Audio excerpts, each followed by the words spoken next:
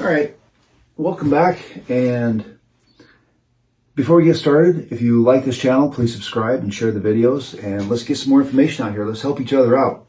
That's all we're doing this for, is for self-defense and awareness, just so we can help each other out in this community. With the last few days of shopping, we're going to talk about not a new trend, but a trend that's upticking. It's called jugging. And the FBI has named it bank jugging, because that's the only thing that they're really focused on is the bank jobs. And they're focused on 65 and older is who the victims have been mostly. And what this means is they're going to watch you go into an ATM, they're going to watch you go into the bank. They'll just be sitting in the parking lot in their vehicles. Once you come out, they'll follow you to your next destination.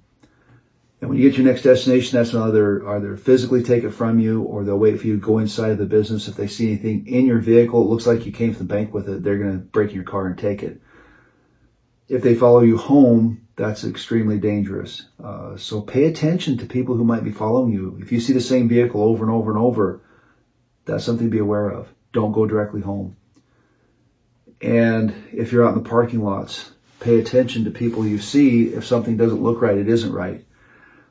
Now, going beyond the bank jugging, let's look into department stores, phone shops, electronic stores. If you go in there and purchase something, these guys are going to watch you, and they're going to follow you to your vehicle, or they're going to follow you in their vehicle until you get your next destination. They're going to try to break in and take what you bought.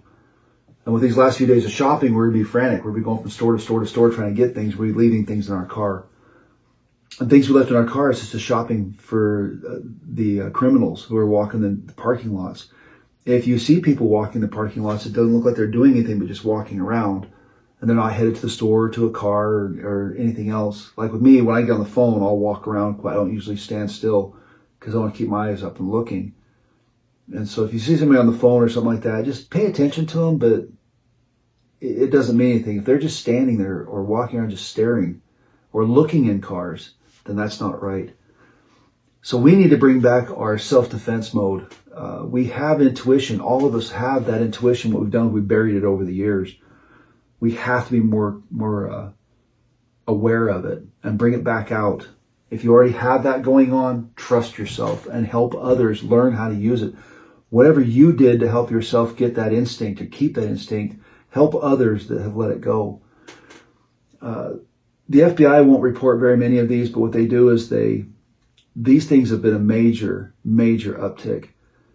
Houston police had 735 cases in 2022, and it stayed around that number, but they've already surpassed that number this year.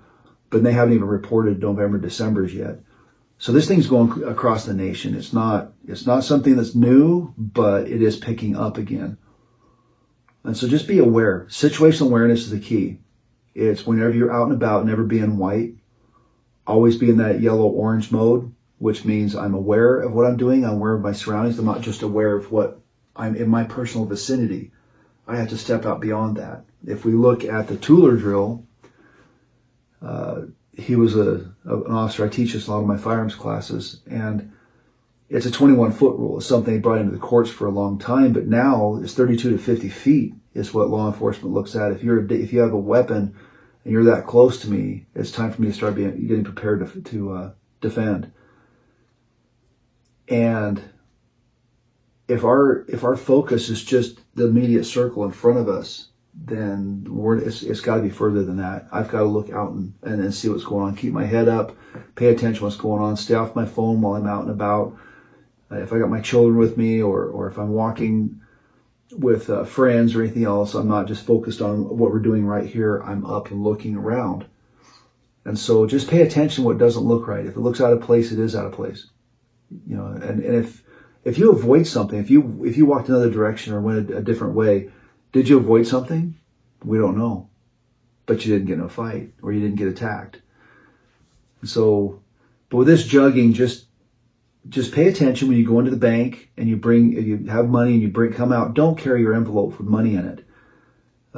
Don't flash your money. Don't be carrying your money out of the ATM, putting it in your wallet while you're coming out. While you're inside of the business, put the money in your wallet, put the wallet away. Don't show it off. Don't let people see everything you have. And even a few dollars looks like a lot of money to some people. If you take out $60, that's $60. That's more than they have at that time. And they're going to take it from you if they can. And so just be careful with this. And the biggest thing is help each other out. If you see somebody who's in trouble, help them. Say something. If it's just verbal, if somebody looks like, if you think that somebody is approaching a person and this person doesn't know it, just look at them, hey. And if they turn to look at you, say, is this guy bothering you? And if they turn to look at him, they're shocked, you may have just helped that person out. I personally have a friend of mine, and she's a martial arts instructor. She has her own dojo.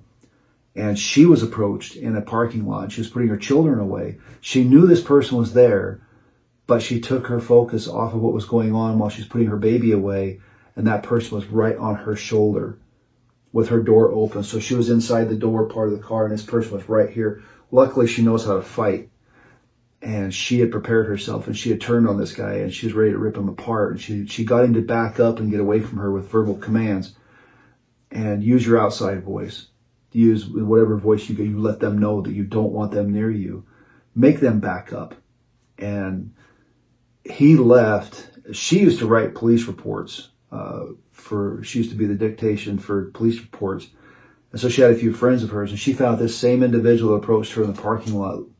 Just not an hour later, was found in another parking lot, and he was arrested because he had done the same thing to somebody else, but this time he had attacked them. And so just be careful. When you're out there shopping, help each other out. Be decent. I mean, that's the key right there, is just being decent to each other. If somebody cuts you off, the shopping carts are horrible. But you know what? What do you lose? A second, 2 seconds? Driving, somebody cuts you off, what'd you lose? As long as they don't hit you, you lost nothing. Let them go. It's not a big deal. Don't try to be the officer to pull them over, yell at them when they park. I know it's frustrating and we all want to, but with this holiday season, let's try to be decent to each other. Let's help each other out. Let's pay attention to our surroundings. Let's keep our head on a swivel and stay safe. And Merry Christmas to everybody out there. I hope the holidays are great to you, and I hope your families are all blessed, and just have a good life, and just keep your head on a swivel and stay safe.